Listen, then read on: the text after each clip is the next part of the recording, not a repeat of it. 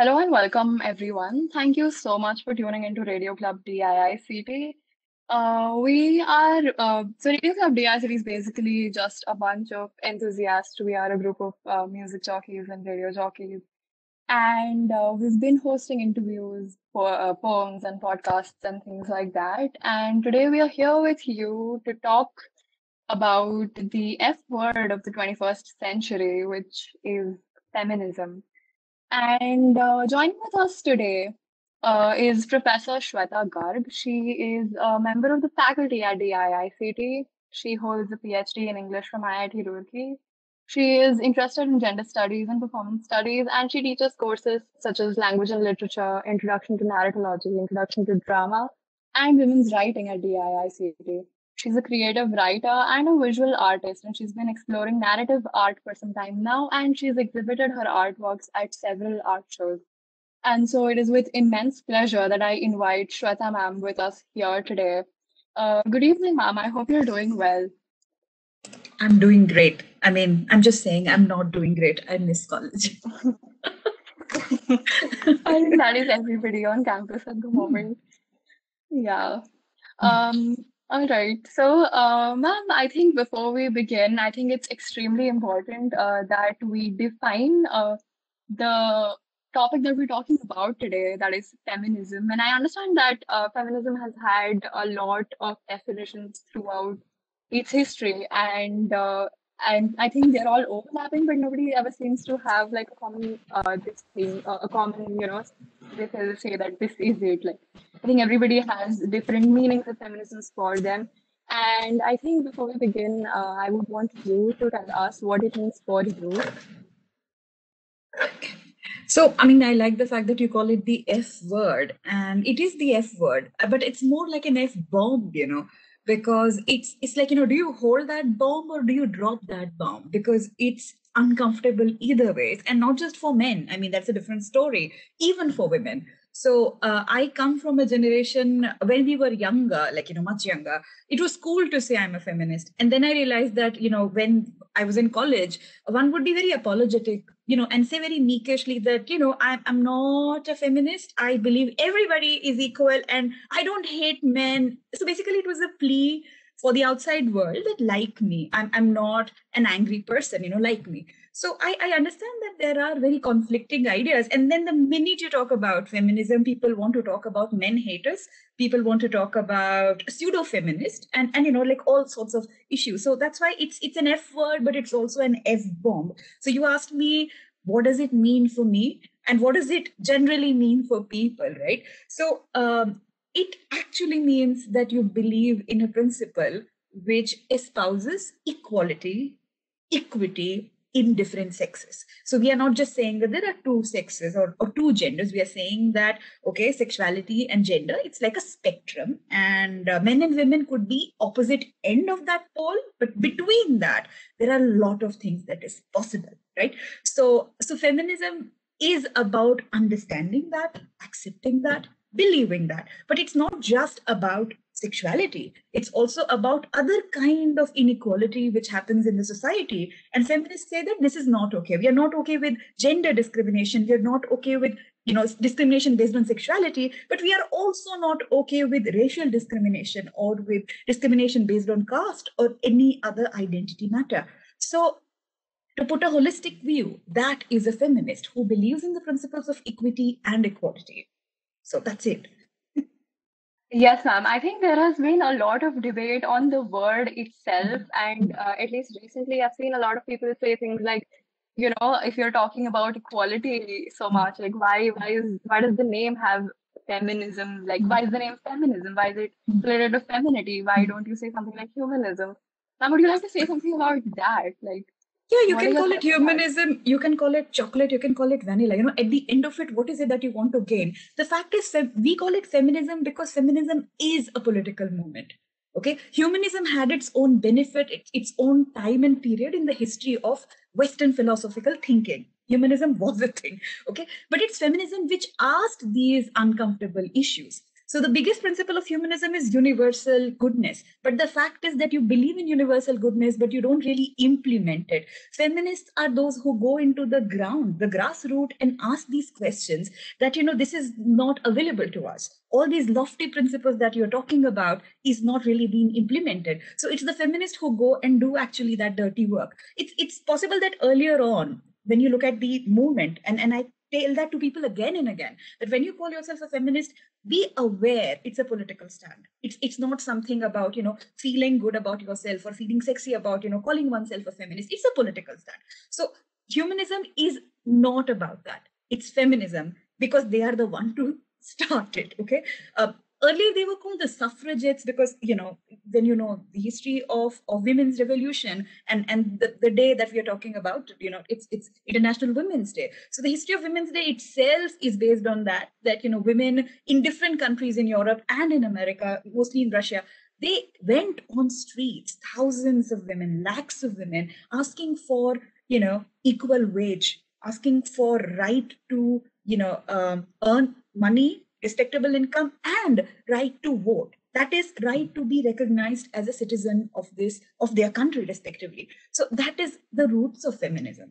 It always was political. So we can't call it humanism or anything else. If anybody else comes with a better term, because, terms also evolve, we would follow that. But, it can't be humanism, for instance.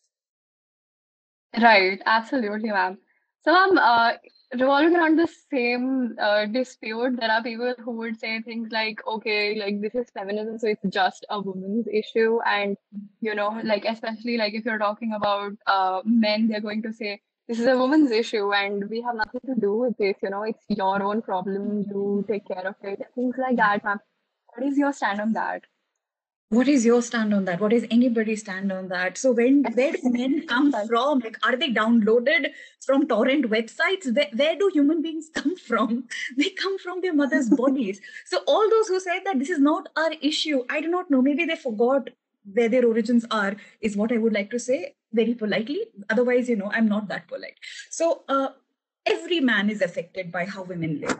As simple as that. So I am a mother of a son, and my son he will be 9 next month. I mean, just in about next month. So the rights which I want for a girl, I want the same rights for my son, for a boy. So if I would say that a woman should have a right to decide what she wants to do with life, I want the same sort of rights for my son also. So why should he not, want to stay back home and look after his kids if he wants to, for instance? Or why should he be a victim of toxic, patriarchy or toxic masculinity and equate his success and worth of being a man is how much his paycheck is? So you understand? So, the amount of money a man earns is amount of masculinity he earns in our country. So why do we do that? So, when feminists are those who are supposed to question that, and feminist men, if they are, as I said, gang up with us, it's good for them. It's good for us. It's good for everybody.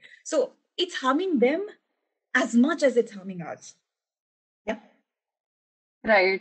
Yes, I think this is the whole discourse of gendering of roles, even at home and elsewhere. You see dialogues at schools, and especially when you were seeing portrayal in the mainstream media, which is going to be influencing us so much. I mean, we're always surrounded by everything. We're surrounded by advertisements. We're surrounded by movies and TV series, and I think it's extremely necessary for the mainstream media to depict things in a proper way. And instead, I've seen many of these portray just or propagate the same stereotypes that we see at home, gendering of roles and things like that. Ma'am, what do you have to say about that?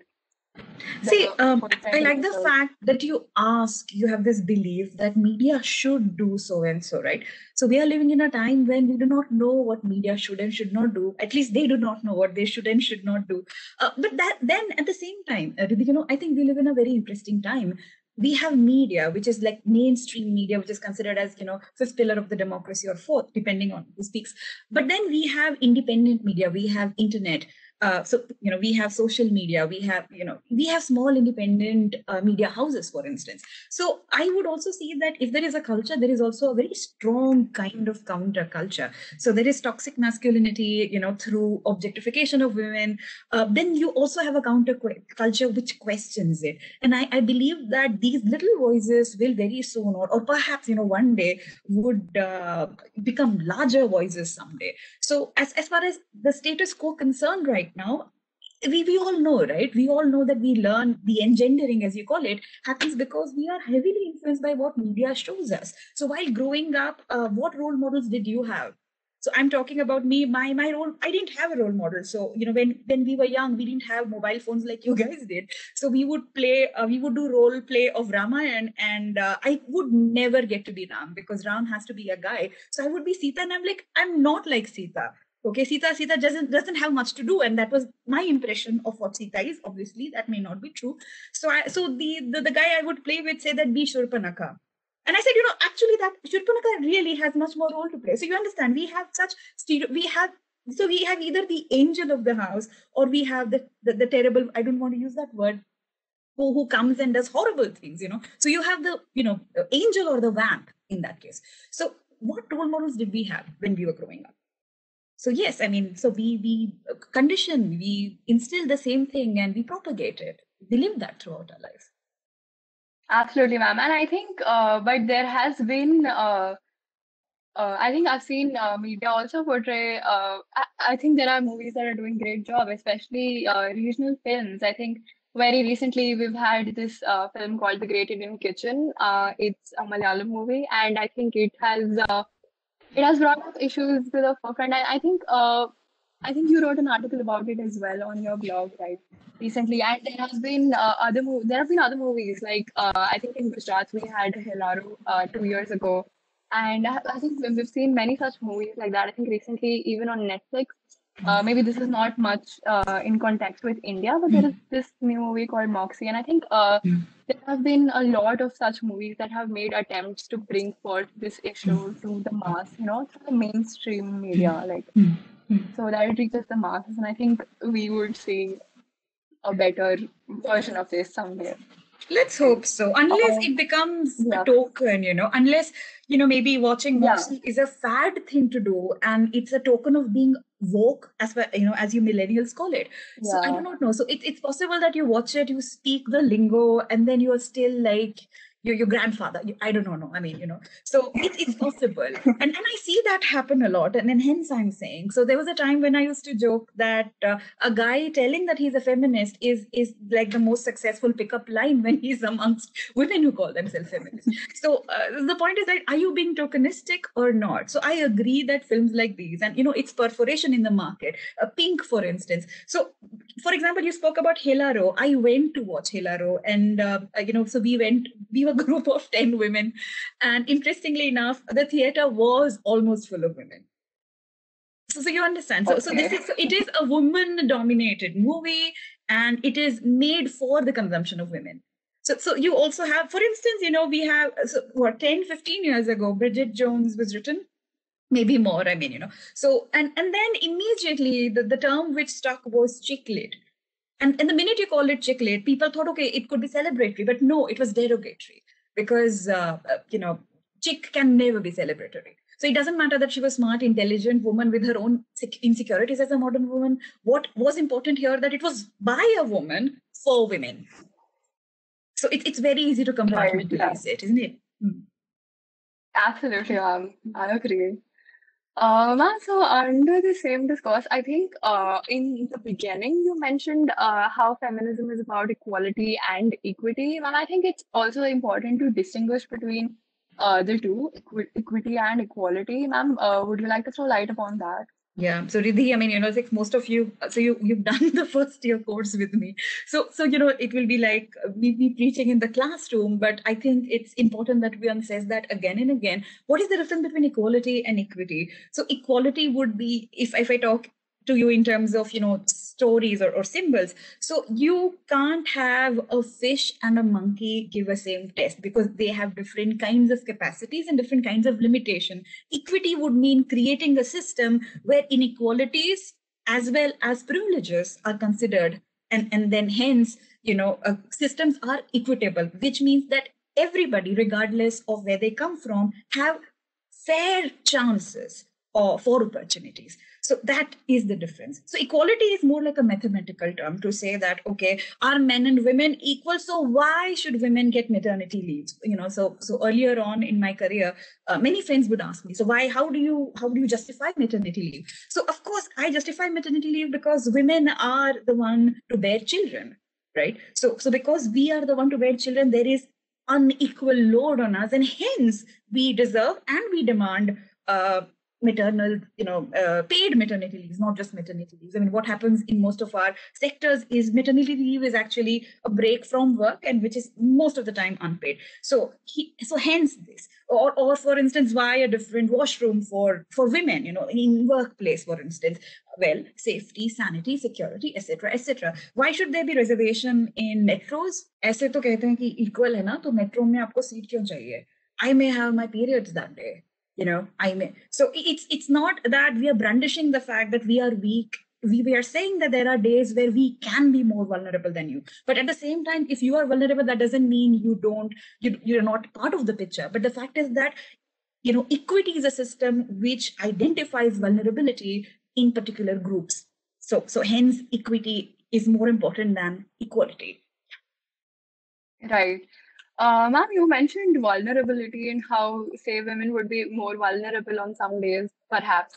Ma'am, so I think around the same ideas lies toxic masculinity, where it's like if say a man was to be more vulnerable than a woman at some point in time, they wouldn't express it, or they would be hesitant in showing it because of the whole, the trope of I don't know, mard ko dard nahi hota hai, and all of that, boys don't cry and things like that. Ma'am, what do you have to say to that? I mean, it's as toxic as it is perpetuated. It's perpetuated all the time, and even though, I would say that there are woke parents and who want to kind of bring about very, very post millennial kids. Even then, this is like the direct thing that they want to say, that the minute a male child, a boy, is given to feelings, expressing feelings, there is a lot of discomfort that parents feel towards that. And, these were the sides which I was not aware before I mothered a son. And now that he's growing up, I also understand, for instance, a child may like pink, a child may like lavender, but, you let him wear it and he might be bullied. He comes back and tells you that, I'm not supposed to wear pink because my friends laugh. So what do you do as a mother? You say that they are, so those kids don't know what they're talking about, or you want to, attend to what your child feels. So I would say that there is no age limit when you can initiate these conversations with children. And I'm sorry, like it feels like I'm doing a parenting seminar, but when I think of it, I realize that most of the conditioning happens in the first 5, 6, 7 years of one's lifetime. So what it means to be a girl, what it means to be a wife, what it means to be a mother, what it means to be a man, a father, a working person. These ideas are ingrained in people's brain, in children's brain, and we operate, as I said, throughout our life based on these. So what does toxic masculinity do? It perpetuates itself, and even when you believe in something, at some point of time, it also is very difficult to stand by it, because sometimes it's just, everybody versus you alone. You are the sore thumb. And so would you want to be that person is another question you ask yourself. Right. Absolutely, ma'am. That is so true. Ma'am, you also mentioned about maternity leaves, and I think very recently we've seen a lot of organizations even grant paternity leaves, right? So, or parental leaves, as they say, or, you don't want to gender that as well, ma'am. I think in India also, do you think like we would see that happening more in India as we progress, say, in the next 5 years or so? It's surprising that when you compare it with America, in that sense, at least in organized, let me repeat it, organized some government sectors as well as MNCs, some MNCs. So I know of institutes I would not name. These are NGOs which work for women's health, women's empowerment. I know of many such who have fired their employees or given them a choice that you either leave or we hold your job till you are ready to, come back after your baby is 3-4 months old, because they say we don't have the fund. So, it's not, it's economics, but then it's political economy of, gender, that how much are you willing to put it? How much are you willing to, spend as an organization? And once you think that you can do away with it, because if you, fire one woman, there'll be 20 women wanting to have that same job. When you have that privilege, maybe you won't care, unless there is an external force. For instance, government sort of mandates it, and the fact is government would not mandate it or does not mandate it yet. Not in a, for example, you can fire your maid in a day's notice, right? So whosoever has heard of maternity leave for your maid, or even during the COVID time, there was so much discussion about, oh, maid nahi aa rahe hai, isliye my husband is cooking, maid nahi aa rahi hai, isliye my dad is doing the dishes. Fantastic. What is the maid doing? Are you paying the maid? How is she eating? How is she surviving? Are you worried about that? You're not. As a society, we are we can be pretty immune to these questions. We can we don't want to answer certain questions. Right, man. I think that is also especially the case when you're speaking from a place of privilege. You're going to ignore some certain questions.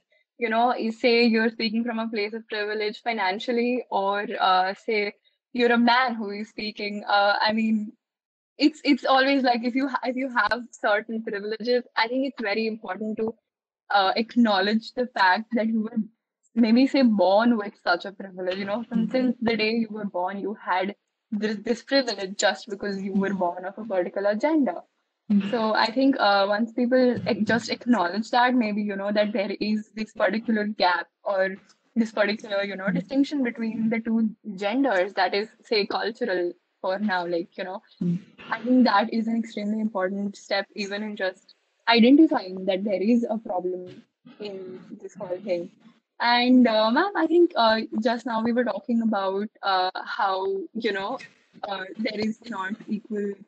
Say you don't get paternity leaves, or like how do you justify that? I think along the same discourse, you're going to have many organizations even pay women less. The wage gap. And they pay women less, saying things like, they're not going to be equally committed to the job as their male counterpart, for instance, or that when maybe if a woman were to have a child, they'll be deemed as less responsible or less dedicated to the job, whereas their male counterparts are considered as more responsible for the same particular job because they now have a child. Ma'am, what do you think about this particular stereotype? I mean, is it just a stereotype, or is it actually like, what do you think the organizations are thinking? What do you think? Are these just stereotypes, Riddhi? So if a woman has a child and if she wants to go back to workplace, why won't she be considered as efficient as she was earlier? Why do you think she won't? Ma'am, honestly, I feel like she'd be more efficient because she's taking care of a child, practically taking care of a human being, and she's taking care of she's raising a child. So I mean, I don't understand why should be deemed less So responsible or that less could be, dedicated. If anything. see, when you, so I mean, I'm telling you like first-hand experience here. So, and this is not a generalized sort of, because experiences are different, right, for everybody. So, talking about that particular point of how come, so there are many studies which have been done, and this is from Harvard Business School plus many other top business schools which have done these studies. Which, for example, one is likability test. So there are case studies where there is a male candidate and a female candidate, and students are divided into two groups. They are supposed to give marks based on how much they believe in that candidate. So invariably, all the parameters are same. The names are different. Basically, the genders are different. Dependability or likability index for the woman is invariably less. And this experiment has been replicated. So for some reason, they would say that they would trust her less as a boss, or they would trust her less during crisis solution or conflict resolution, etc. And these are a mixed lot. It's not like these are all bunch of men making these decisions. These are group of men and women both.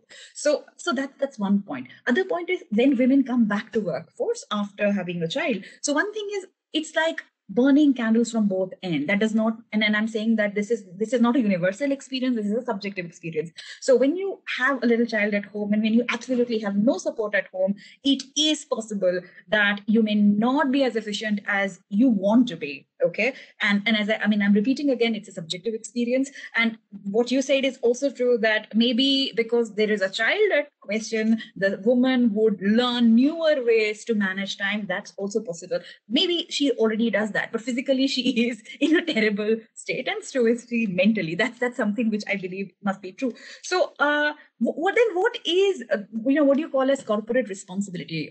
We because these days CSR is such a cool word, isn't it? Corporate social responsibility, because what is corporate social responsibility? We do photo ops with underprivileged people, or we do whatever things that look cute on social media. But this is also CSR, taking care of your men and women, taking care of young parents who join back workforce or who are negotiating workforce and home.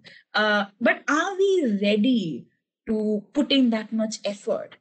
So that's the one thing. Feminists, true blood feminists, are always considered or always sort of pointed out as being socialist or communist or definitely anti-capitalist, right? So these are slightly different terms, and that's exactly my argument is because corporates are exactly that. They want to think of human beings as resources, and when people say that you're resources, I don't feel happy about it. I feel like as if I'm something, they are going to dig out and produce into little batches and send away.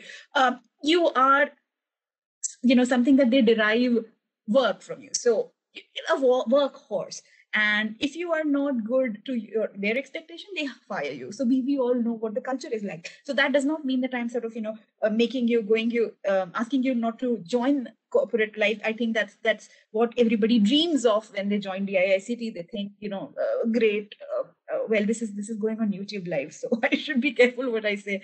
So yes, great placement, spectacular, fantastic. But you also realize that what you're giving in return is this. That are they going to, if you're a woman in particular, are they going to take care of you when you need them to take care of you? So do we have that human element in there? Right, ma'am. I think this is where equity comes in as well. So like if not just like a woman, even if a young parent is trying to join the workforce back, they should at least have some sort of a consideration as to, even if they're a little bit less efficient, they should be given, the gradual ramp with which they would require to come up and be as efficient as they used to be. I think that is extremely important. So remember that when you guys become bosses, and remember to demand that when you're working. Absolutely, ma'am. That is definitely very true. Ma'am, so along the same discourse, since you belong from academia, what do you have to say about the representation of women in academia and research? Would you look at our faculty profile and you tell me? So I counted. There were it's. But again, so one would say that this is a science technology, sort of, it's a science technology based university, so you have lesser representation there. But then if you look at it, it's possible that different areas have different gender ratios as such, but it's not like everything is rosy and hunky-dory in academia. So we do find there is and there are different kinds of studies done over it, that it's not equitable or the numbers doesn't match, and which is surprising about academia. So one would expect it to happen because here are where people are asking these tough questions, but at the end of it, I believe these are institutes which are man-made. Man-made in the sense, generically, it's a human-made institute with the kind of societal prejudices, liabilities, expectations which borrowed from society. So even if we want to believe that we are holier than thou or we are in our own ivory tower away from society, that's not true. We have the same kind of prejudices, same kind of inequalities. Right. Absolutely, ma'am. Ma'am, so I'm going to ask you, what are your thoughts on pseudo feminism? I think these days we see a lot of people, saying things like, "Oh, you're a fake feminist. You're just saying this for the sake of saying it." And especially very recently, we saw that Myntra had to change its logo because I think somebody filed a complaint saying, they find it derogatory to women, and there was a whole conversation about it. Ma'am, what is your take on that? I mean, I don't want to have a take on Myntra, because that's between Myntra and the person who found it, objectionable. One would sort of also bring to attention the Amazon logo makeover that just happened, because somebody decided that he looks like Hitler's facial feature. And I dabble in visual art, and I could say that one could subjectively, create any impression one wants to create, because, there is this whole lens with which you're looking at something. But this whole discourse of pseudo-feminist, I find it extremely amusing. So when you call somebody pseudo-feminist, in your head, you believe that there is something called an authentic feminist. And I really want to ask that person that, can you list down properties of what an authentic feminist means? Because I cannot. For instance, feminism never meant one thing at any point of time. It meant different things for different people. It still means different things for different people. Okay, so there are Arab countries when people would say that we are fighting male gaze through hijab. Okay, and there are people in for example, our metropolis, where young women would say that we are wearing skirts and we want the freedom to show our legs, and hence we are feminists. So I'm not berating or belittling any of these ideas. I'm saying that feminism means different things for different people. For some people, it is about getting access to money and everything so that they get to be beautiful, in conventional. For others, it is questioning the notion of that capitalized idea of beauty. So there are always different notions. So I could not question a woman who is heavily makeup, or who chooses to do plastic surgery, because at the end of it, it is her choice. Then choice itself is like Pandora's box. It is much more complex, and perhaps for that we need another session. But yes, for pseudo feminism, coming back to that, so even when we talk about laws, for instance, rape laws, or the entire outburst of Me Too movement, of that, how easy it is for any wayward woman or a crazy young woman to cast aspersion on austere, serious men of our country. Kya ho raha hai ye ladkiyon ko? So, but the fact is here, how these laws are misused is a great concern of the entire country. These laws based on rape, sexuality, even domestic harassment, so domestic violence, or dowry. So misuse is a big problem. So my question is, there are all gamut of laws in the country. Why are we never bothered about these laws getting misused? So why are we always worried about pseudo feminists? Because there are all kinds of pseudo. What are you? Are you a pseudo male, or are you a pseudo Hindu? Are you a pseudo Banya? I mean, where do you draw the line? What is, so why do we want to discredit somebody? So when you bring in pseudo, you understand that the person is only trying to discredit you by giving you that label. And I think that objection doesn't mean anything. Absolutely, ma'am. That is so true. Ma'am, so along the same lines, I think Radio Club recently circulated a form where we asked questions about gender bias and things as such. And, we asked people to share their experiences. And we have a few responses from there. I'd like to read them out to you. Could you and these are people from DIICT, and these are people on campus, and these are all anonymous responses. And I think I find some of them very amusing. So the first one that I came across was that, being a girl, I was denied to stand up for the BTech Fest committee because I would not be able to handle pressure and won't be able to talk or negotiate with vendors. And I think this is very sad, thinking that, something like that would happen on our campus. And I think people don't talk about this at all. And interviews have always been like, we don't really talk about what goes on in the interviews and things like that. And I think it's extremely like, now, what do you think about this? Like, I'm surprised that you don't talk about it, because I am not part of your student community. I see that happen all the time, right? And maybe it's easy for me to see it. And I'm not saying that it is particular of DIICT. This is particular to, if I may call it, like, more mainstream technological institutes. It is true of largely that, because technology is primarily for men, right? Because women are not supposed to study technology. If they are very good, they may do BA in arts and be a nice trophy wife, and hold nice high tea for. So you understand where it is coming from. The bias comes from there. So first of all, you're not even supposed to be here. you are here, we give you a hostel to stay. And it's a very tiny hostel, by the way, if you look at it. And out of 100 students, I mean, I did the math this time. So we did it in the class. So one student and a couple of students worked it out. They say 11% in this batch, in this particular batch, the first year batch, 11% are girls, right? So, and that's generally 12, 13%. That's about it. It doesn't go higher than that. So you're not even supposed to be here. एक तो तुमको बुला रहे हैं, and then you want to be part of everything. Are you nuts or what? So a few years ago, a student of mine who's passed out, by the way, she was part of your press club, and she had a very good chance to meet the founding members of the press club. And she was extremely excited. She was with other guys, but she was, I believe, the chief person who was carrying the interview. And she came back, she told me, ma'am, I can't believe, oh my God, I'm going live right now. So she was disturbed by some of the assumptions that these guys have, because they kept on complimenting her that, I can't believe that a girl is in press club now. You know, that's such a big deal. She said, so she found that attitude sort of condescending. So hence I'm saying, so they come from, I mean, so generally, I believe that most of the batch believes that women are here because of A, reservation, B, good looks, and they get better marks because they're rote learners.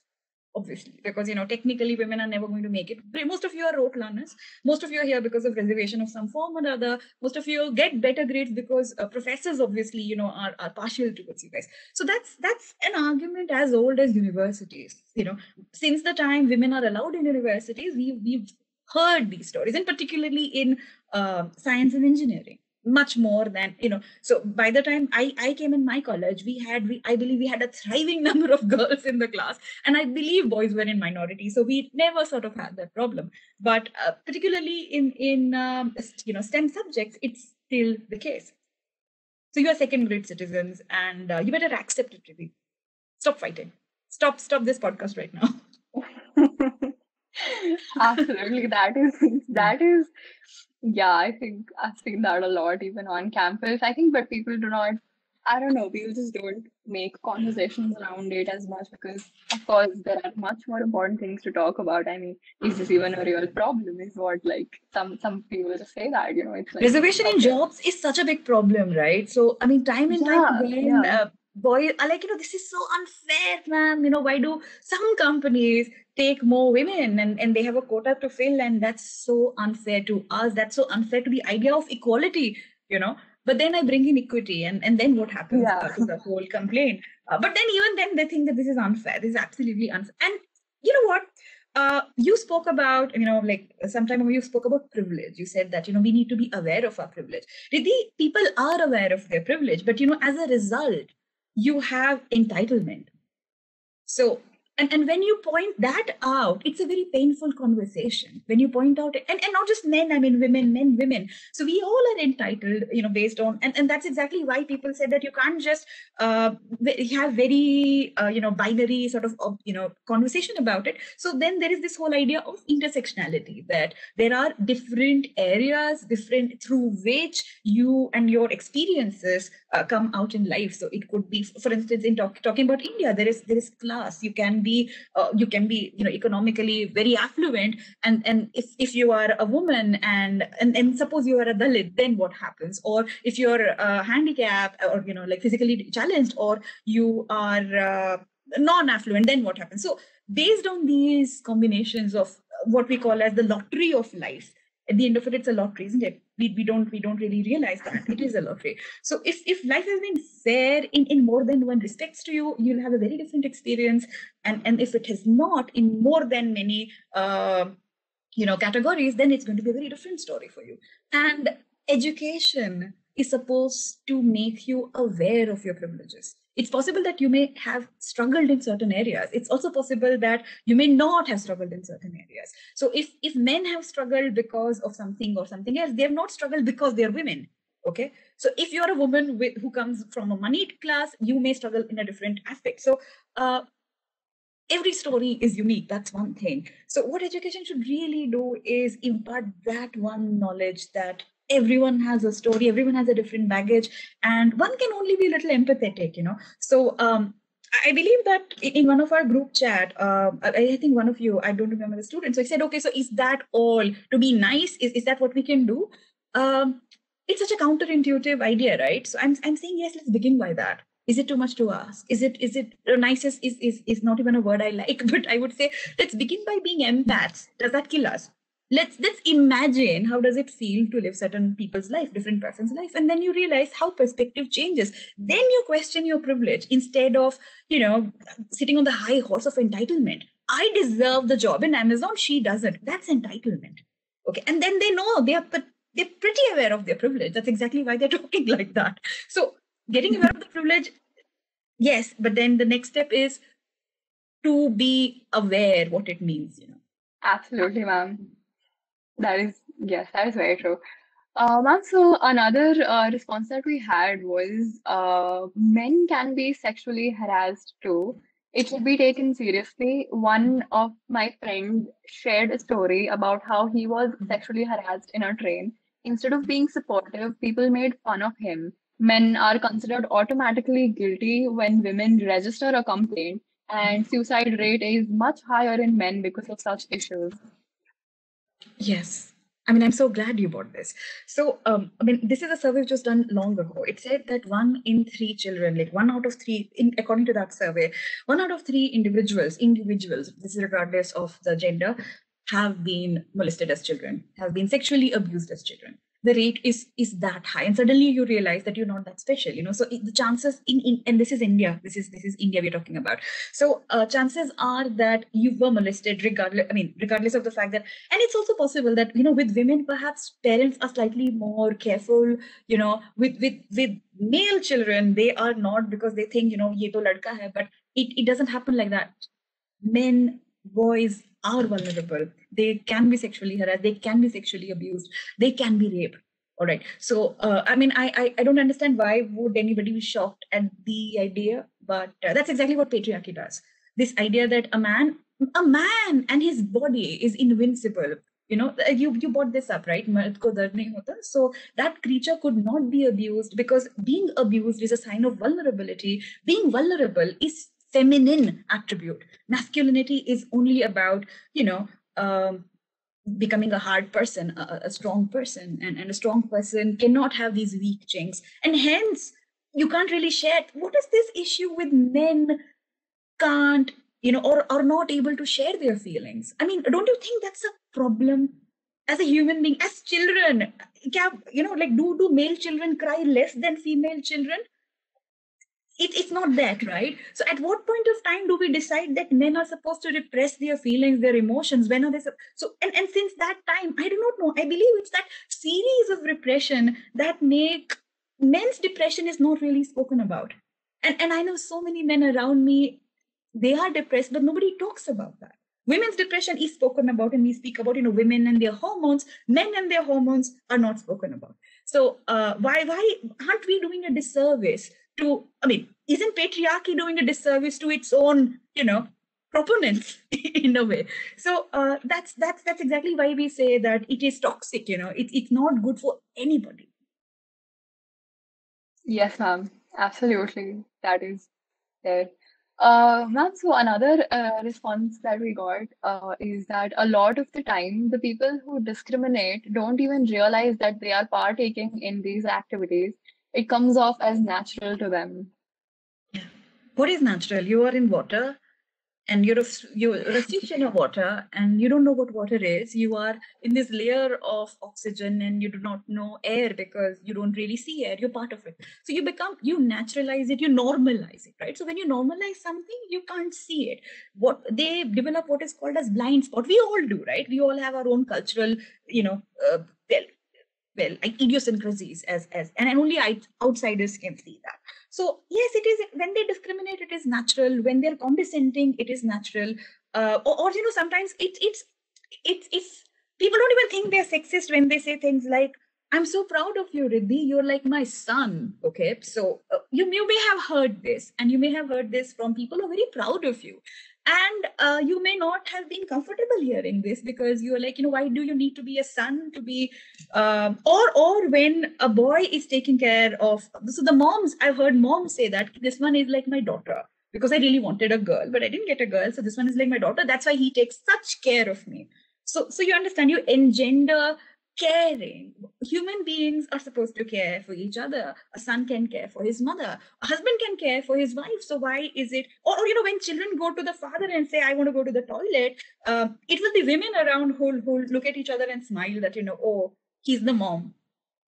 Right. So, like amazing. So so it's like I have opened this whole new world after becoming a mother, that I realized that how it's everywhere. It's absolutely everywhere. These little things that we tell, these platitudes that we use, we are not aware of it. Right. Yes, ma'am. So, another response that we got, rather discreet, it says, physically strong, safety, and no periods, and how safety is considered a privilege. These are all attributes of a man. Oh, wait, I think this is a response to the question that, what are some advantages of your gender? And I think this is a male writing this. So these are some of the advantages that he thinks are, attributed to his gender. Now, what do you have to say about, him considering not having to go through menstruation as an advantage, and how would you feel like as a woman, So when I was in school, I mean, somebody, I think, no, this was my sister's friend. Okay, my sister's friend. She told my sister that and this is, I don't know why they were. This was the age when kids were talking about that. So my sister was told that you are a woman and you menstruate because you did something terrible in your past life. So when men do terrible things in their past life, they are reborn as women. And as a punishment, you menstruate every month and you have this whole hellish experience of childbirth. And she came back, sad and angry, So, and the point is, I didn't know what to tell her, because part of me really believed that it could be true, because it's definitely some parts are not very pleasant. And then the extreme opposite, where for instance, today I receive a lot of Women's Day messages, and most of these said that, oh, nari tu bhagwan ki murat hai, ya something, you're part of nature, etc. And I'm like, okay, so either we are punishment for bad karma, or we are idol of divinity, because there can't be anything in between. It's a mixed bag, isn't it? So yes, it's great that a man doesn't menstruate, which is fantastic, but then what can he do to people who menstruate around him? That's a good question. So yes, great, you won the lottery. I mean, in terms of social lottery, कि तुम आदमी biological lottery, I don't know, is it better does it feel better to be a man? Many women say that, particularly today, like I've been reading a lot, they say, I'm so proud to be a woman. I don't know. I mean, can I say that? Am I so proud to be? What does that even mean? Did I have a choice? None of us did. We accepted, So I mean, it's okay if you have questions, obviously, but well, I mean, cisgenders, I didn't have a choice, etc. So can I say I'm proud? I'm proud to be the person I am right now. Yes, I'm proud that I'm a feminist. Am I proud to be a woman? There are times when I'm, disgusted by what's happening. I'm extremely miffed at the hormonal cycles that happens. Sometimes I'm in a different mood. Sometimes I'm in a terrible mood. So I'm like, why do I have these hormone cycles? So yes, so as a man, you don't have it, but there are other issues, right? What do you do to people who are suffering through that? Sometimes we don't, it's not like we are martyr saints. There are days when we are perfectly fine. So what are you going to do about it? Is a good question, I believe. So yes, you won the lottery. What do you do about it? Yes, ma'am. And on the other side, they can be like smug. They can sit tight and say, "हाँ ठीक है, अभी I don't care. I won the lottery. मैं पिछले जन्म में अच्छा किया." Whatever. That's what, ma'am. That is what I was saying initially as well. This is a woman's issue. Like, why do I care? It's not my problem. Like, it doesn't affect me at all. Like, you do whatever you want to do. Yeah. Now, on the other side of this, we had a female saying that an advantage of, her being or her gender is that she has the ability to give birth. It was right on like the other end of the spectrum, saying, it's an advantage for me that I menstruate, and here is a, male saying it's an advantage for me that I don't menstruate. Absolutely. And people who, I mean, yeah, see, that's the whole thing. Motherhood has always been a very tricky issue with vis-a-vis feminists, right? So they were definitely, I'm talking about the second wave, 50s, 60s, when a whole bunch would say that motherhood defeats the whole purpose. And then there were others who sort of upheld motherhood and said that motherhood could be liberating too. And others say, look at the social scenario. Motherhood can't be liberating because at the end of it, whose responsibility it is.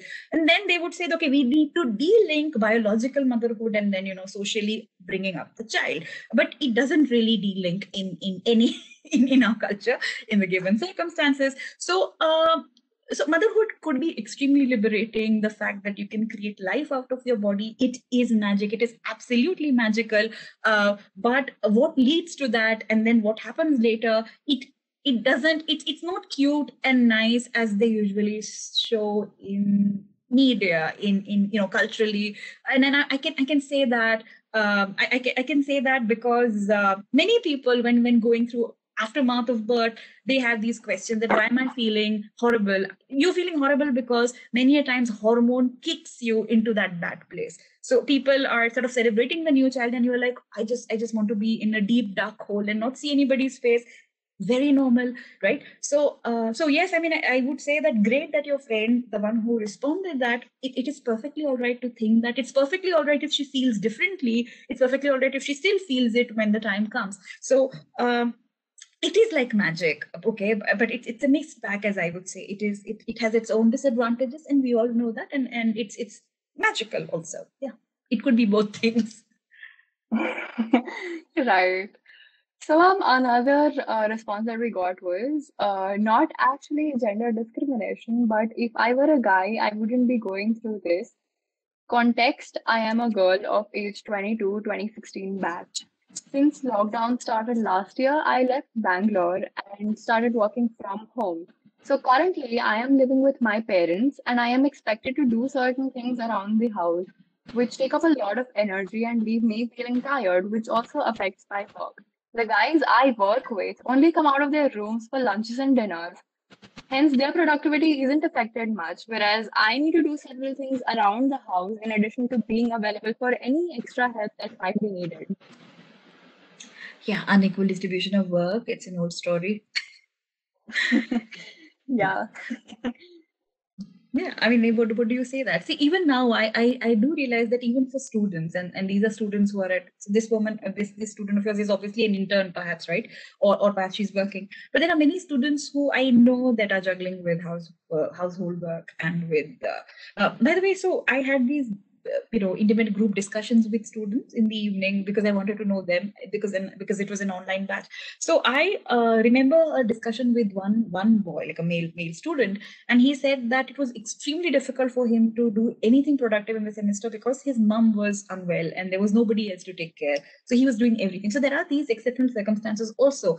And you also, I mean, it's also possible, so when I was growing up, I don't know if you know this or not really. So we are three sisters. So like I'm the eldest, and our family is pretty much orthodox. So we were three. I'm the eldest. So according to plan, I should have been married by 18, and so on. So because that's what happens when you're eldest of the three. So but at the same time, my parents were those who dared to be different, and I now understand what a big thing it was then.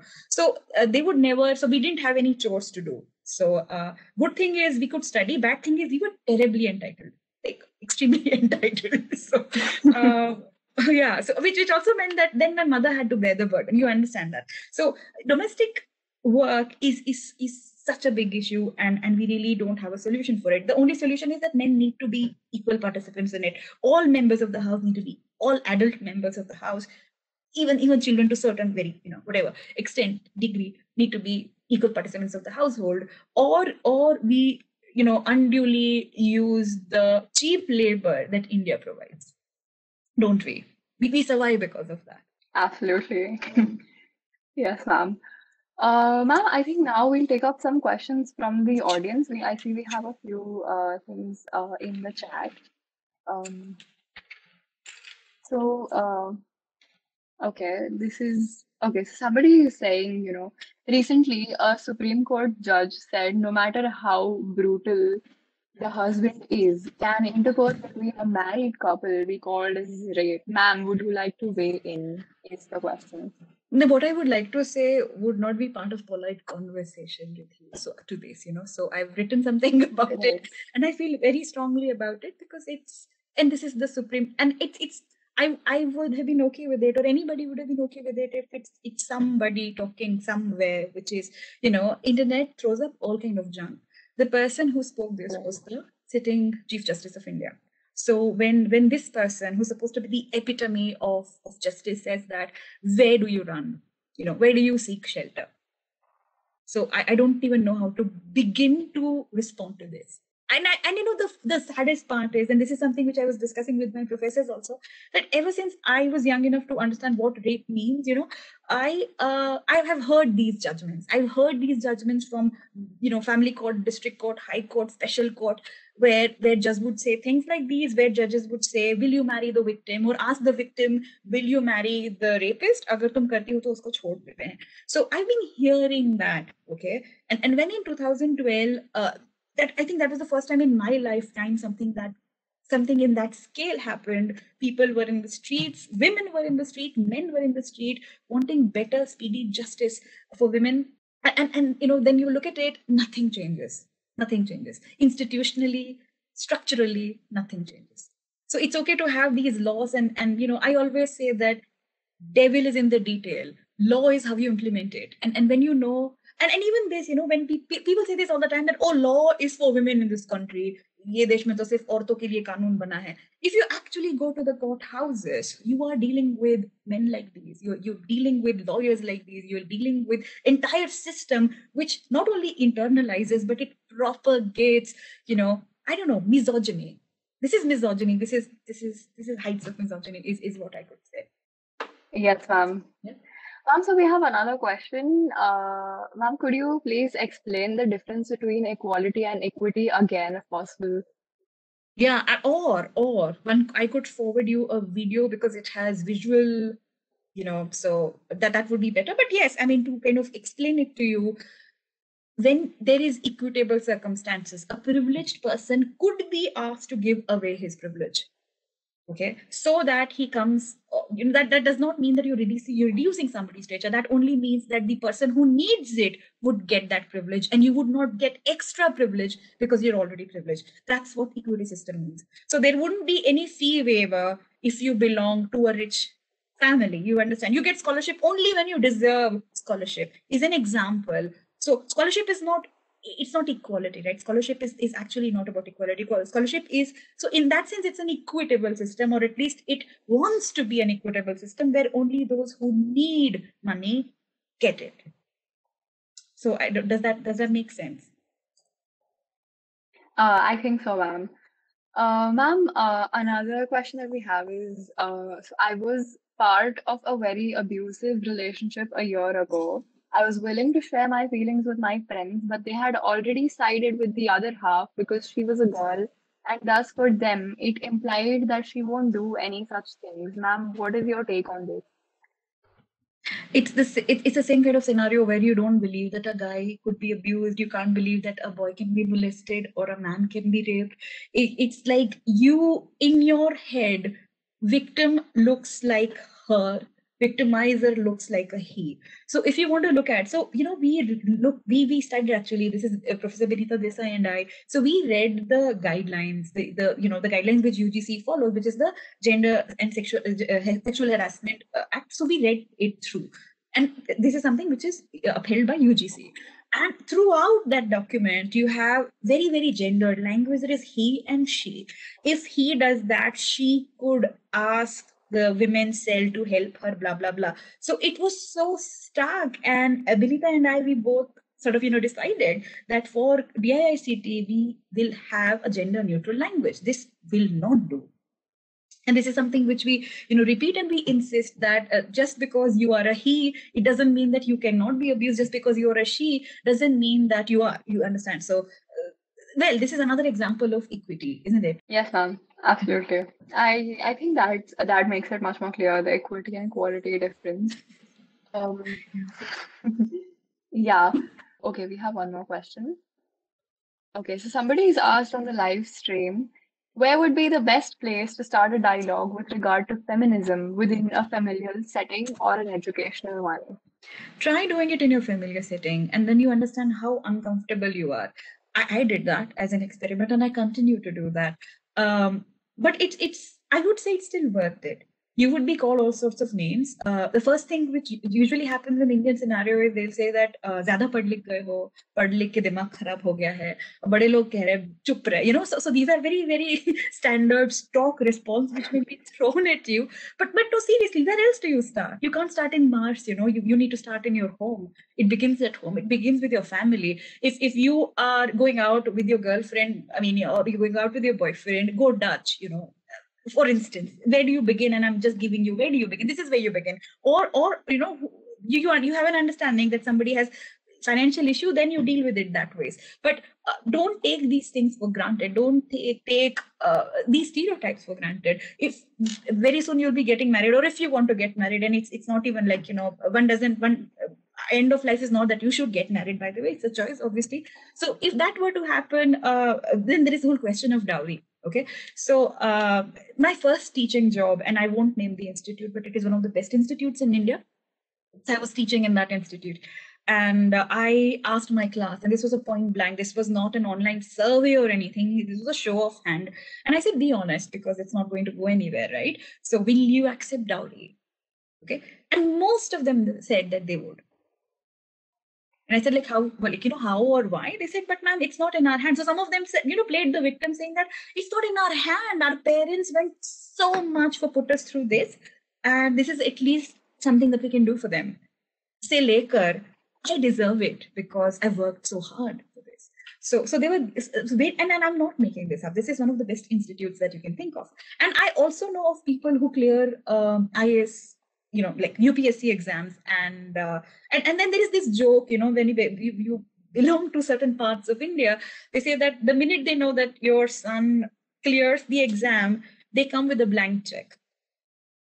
So they actually come. That's so dramatic. Now sometimes I love the dramatism in the story. They come with a blank check, and then they say, "Bhari aapko jitna karna hai," because basically beta hamare naam kijiye. So that's pretty interesting. That's where that's normal for you. That's normal for you. So now when I say that, okay, so but what happens to women if they study? Aren't they studying? But then these guys, and I really like that conversation because there was this authenticity, right? They were not hypocritical. At least give that to them. They said, but who is going to make that change? Why should I suffer? Because things have changed. I said, no, you will not suffer. On the other hand, your wife will also be an engineer or whatever, and she will also bring in the salary. But why should we be the one to change? Because why should it start from us? And I said, why not? So that's the whole point. Are you ready to give away your privilege? You're aware of it, but are you ready to give it away? Or are you ready to give away your entitlement? Privilege to chalo chhodiye. Privilege hai. Are you ready to give away your entitlement? And then perhaps it's too personal then. Oh, forget about dowry. Okay, most of you say that we are not hooligans. We don't take dowry at all. हम शादी करेंगे. ठीक है, very good. आप शादी करेंगे, you will expect the girl's parents to pay for the whole party. Okay, if you actually do the math, you realize the girl's father will blow away almost his entire lifetime saving on 2, 3, 4 day wedding. I don't know how long these weddings are these days. On that fancy long party, and the money's gone. By the way, your parents won't chip in. Boys' parents won't chip in. So talk about where you start. You start with that.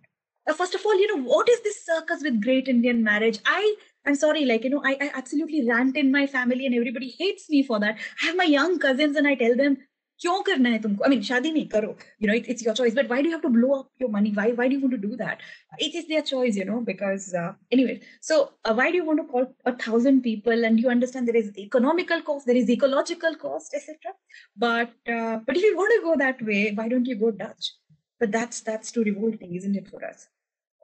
So when you make these changes, then you say, or at least start talking about it to the family. 2-3 baar tumko, डांट पड़ेगी. Then maybe they'll, I don't know, maybe something will happen. I don't know. Yes, and then talk to your students, talk to your friends, for instance, when there are sexist jokes shared, sexist jokes are shared every time, like stand up, say that it is rubbish, stop doing that. When group of boys, group of friends are assassinating character of a woman, stand up against it. Or group of girls are making fun of a boy, calling horrible names, stand up against it. When certain languages are used, stand up against it. So as I said, will you be that sore thumb? Will you, or will you just go with the flow? That's your choice. But if you want to make a difference, that's how you begin. Absolutely, ma'am. I think, and once you are the third thumb, I think people around you might perhaps realize that it is, it's affecting them as well, and they might want to be that as well. And I think after a point, you can't have too many third thumbs. There's going to be a lot of people who believe in the same thing, and perhaps we'll, I don't know, have a more equitable society. Okay, so the question says, it does happen that when we get frank with our family, the elderly remind us that we've been fed by our parents, and so we don't have a right to choose what we really think or want. And if we oppose that, it's the responsibility of a parent to foster a child, and then again, it leads to several issues. Then won't one really give up? Living by one's principle is never an easy thing. No? Who said it's easy?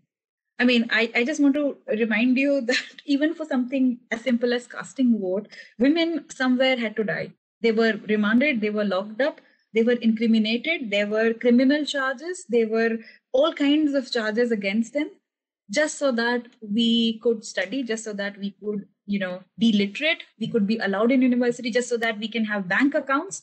There were people at some point of time who sacrificed their life and died. That if so, I'm not saying that living by what one's believe in is easy. It doesn't have to be easy. So then the question is that who you want to be when you look into the mirror, whom you want to see, who should look back to you as somebody who compromises in what you believe in, or somebody who goes with the flow, because it's very easy to go with the flow. It's absolutely perfectly easy because you see the world around you and you see that everybody's going with the flow, isn't it? Those who are asking questions are questioned, those who are pointing mistakes are taken into prisons, right? Those who are crying foul are those who are to be arrested. So it's never easy, but the question is, would that stop you or not? Absolutely, ma'am.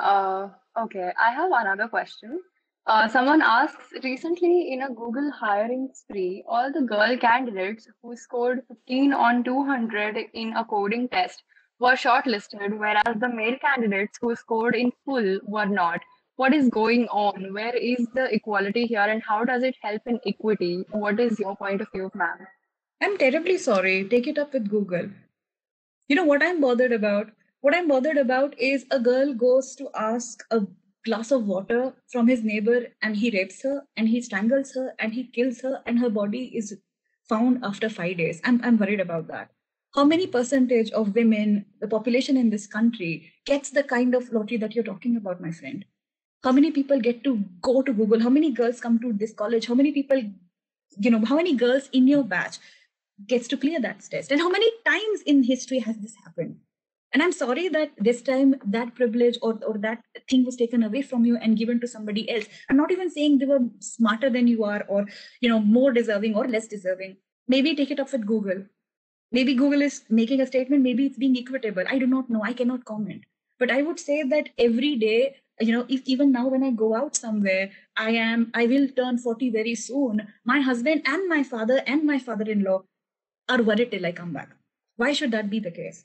I myself am a mother of an old child then. But so at what point of time will they stop worrying? Because as you read the news, you see that an 85-year-old is raped as well as 3-year-old is. So when I look at the larger picture, I would not burn my heart for 10 women who got into Google and got that fantastic lottery of life. Life is not fair, friend. And we know that. Most of us know that. And I'm not belittling what you feel right now. I can understand your anger, but you realize every day, and I'm not saying that Google is trying to justify that, it's their corporate policy. And I for once believe that most of the corporates are heartless, but that's my problem. And I'm just a loony, okay? But I'm saying that, is that making your everyday life unbearable? Because there are structural issues in this country which is making everyday life of women unbearable. Everyday life of women unbearable. So if I were to go to the police, what issues I will face. And trust me, have you ever been to a police station? No, right? Because you're so privileged, you never had to. I had to, because this is a story where my friend, my roommate was harassed over a telephone. It was just a telephone, but she started getting these panic attacks. And we went, and we remember how scared we were. And we didn't even tell anybody, because we knew that if we tell anybody, people would say you're making a big deal out of it. But at the same time, we believed in our convictions that person who's doing that needs to be punished. You understand? So you can't even to that. But it didn't turn out to be a bad experience. But I understand that whole rigmarole. It could have been bad. It could have been terribly bad also. So I'm saying that everyday life of women is problematic. And I would rather that, if you're really angry, please be angry on something which, I don't know, which is worth your anger. Or probably, be angry on something that may come to a point where you would need something of this sort to, give, I don't know, equitable, I don't know, resources to women in the sense that, they need representation to a point where, because they do not have representation in such organizations. I think we've always seen that, as we move up the corporate ladder, we're not going to have as much women representation, on the higher posts, and it constantly reduces. And I think that is the whole discourse that we had today. I wonder what happens to those girls who are taken in, to be pointed out again and again that you are tokens of gender equity, right? So this is another thing, right? So we're talking about feminism to the F word, but if you were to be brave enough to do a C word, and which is the caste word, that would be a different story, So and this is something which happened to our Instagram account a few months ago. So we got a casteist slur on our Instagram account because of, on a student's achievement. So how does it feel to be that person? That's another story, isn't it? It is definitely. I think it weighs down. It, like you said, it discredits the person for who they are, right? Okay. I think this is it for the question and answer. Oh, yeah. Okay. Okay. I think so. Yeah, I think that is it. Okay, so, ma'am, before we wrap this up, I would like to take a moment and wish you and all of our female viewers a very happy International Women's Day. And I hope that we continue conversing about the F word of the 21st century as and when we get a chance to, or maybe we make that chance for ourselves and talk about it and converse about it. Ma'am, do you have any concluding remarks on the session? Or No, I mean, I'm say something only like what can surprised. I'm only surprised that a radio DAICT would do a segment on the F word. So yes, I was also amused and surprised, and thank you. Thank you for having me here.